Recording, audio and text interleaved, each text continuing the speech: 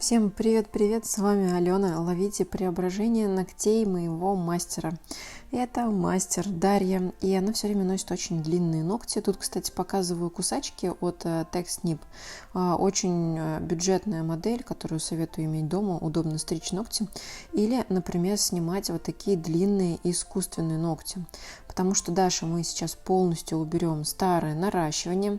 Мы тут ей делали однотонные арочные ногти, но она сказала, что хочет гелевые типсы, потому что форма изиков ей почему-то ближе. Хотя я предлагала сделать коррекцию. Но в процессе снятия, кстати, мы выяснили, что на коррекции там далеко не уедешь.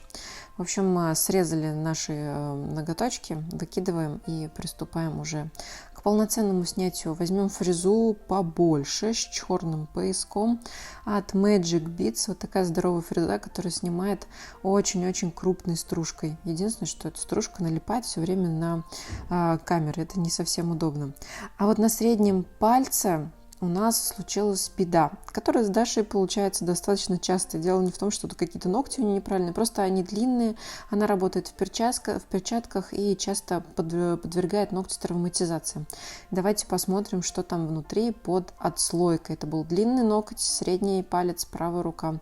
И этим ноготочком она часто куда-нибудь втыкалась. И в итоге гель отслоился. Но отслоился он не один, а прямо с кусочками самой ногтевой пластины. Так называемый дорсальный слой верхний, который у нас за сцепку отвечает, вот он здесь был полностью оторван и потерян. Работаем с этим ноготочком максимально осторожно, потому что он сейчас очень чувствительный и, конечно же, он очень тонкий. Здесь есть вариант либо вообще все снятие походить так, но будет не очень приятно, потому что когда ногти тонкие, то все будет чувствительно просто умноженное на 2 и на 3. Либо будем делать, либо предлагаю сделать как у нас. Мы перенарастим эти ногти, но закроем их гелевыми типсами.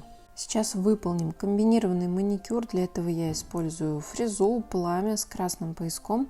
И дальше мы будем использовать ножницы. Кстати говоря, у Даши очень простая кутикула, ее там немного, она податливая, нет никаких склеек. В общем, абсолютно никаких проблем здесь никогда не бывает.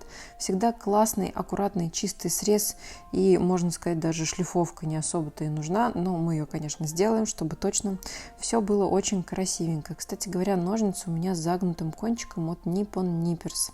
Модель S04J, наверное, одна из моих любимых моделей ножниц. И завершаем нашу обработку при помощи шара 50 диаметра, также от Magic Beats. Ногти готовы, поэтому наносим праймер, и дальше у нас идет база. Акри база каучуковая, это достаточно новая баночка из тех, что у меня есть. Она нужна как раз для работы со сложными ногтями, ее мы нанесем в виде подложки. И пока подложка у нас просыхает, я возьму другую эластичную базу, тоже для проблемных ногтей. Обещают, что она будет очень хорошо держаться, поэтому поставим на нее гелевые типсы. Гелевые типсы от Именьки, они называются Easy Nails. Это продукт, который мы с Женей выпустили в коллаборации. С Женей, я имею в виду, с Евгенией Имень. А здесь я показывала Даше, как она будет у меня держать фонарик. В общем, с помощью специальной жидкости Nail Prep от Domix мы подготовили типс, мы его чуть-чуть подрастворили и сейчас наносим базу. Нанесли базу вот такой небольшой капелькой и сейчас прикладываем ее к ноготочку. Под камерой не сильно удобно, но улавливайте смысл постановки с небольшим поджатием.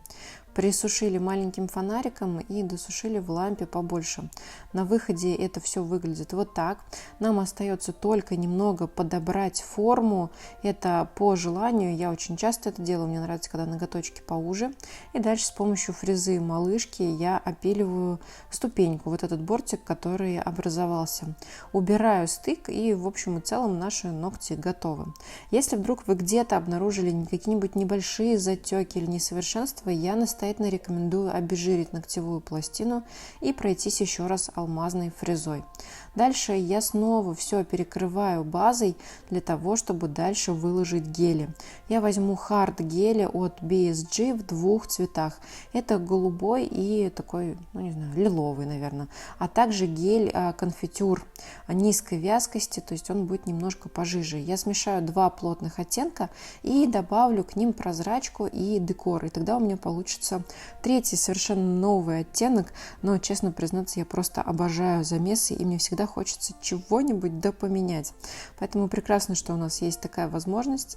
Кинем туда сухоцветов, не блестящих блесточек и немножко хлопушков юки. И теперь все разбавляем. И теперь все разбавляем конфитюр гелем, также от Biotech. Он прозрачный, очень красиво выглядит. Я прям, знаете, сама смотрю и балдею от того, насколько круто получается. Вот такой интересный замес у нас вышел, очень нежный, воздушный, и именно им мы будем выполнять архитектуру. Решила в этот раз Даше укрепить ногти, потому что она все равно их все время ломает. Она, кстати, на меня за это не в обиде, она знает, что они слишком длинные, и также знает, что постоянно подвергает их какому-то механическому воздействию. Ну, такая вот судьба мастера. Очень часто у нас у мастеров с ногтями бывает непорядок. В общем, выравнивание мы сделали, в общем-то, больше ничего делать не надо, потому что это уже и покрытие, и дизайн, и все в одном. Но она говорит, у нас там цепочки лежат красивые, поэтому мы решили их приделать.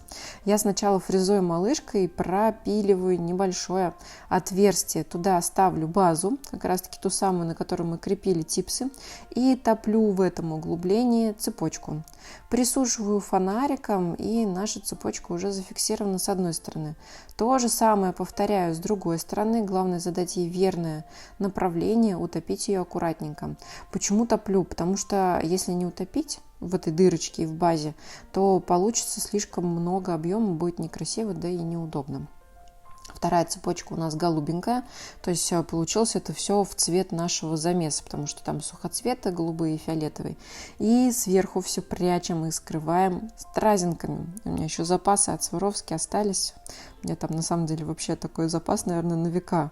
Но я очень сильно рада, что у меня много страз, на самом деле, несмотря на все, что люди говорят, что типа это не модно. А мне красиво. Вот такая красота получилась. И предугадывая ваши вопросы, а как же Даша будет работать в перчатках, я хочу сказать, что длины цепочки хватает, чтобы она разложилась между пальцами до их соединения в перчатке. Поэтому все очень даже удобно. И да, цепочки Даша носит очень часто, и держатся они прекрасненько. В общем, жду ваше мнение в комментариях. Пока-пока.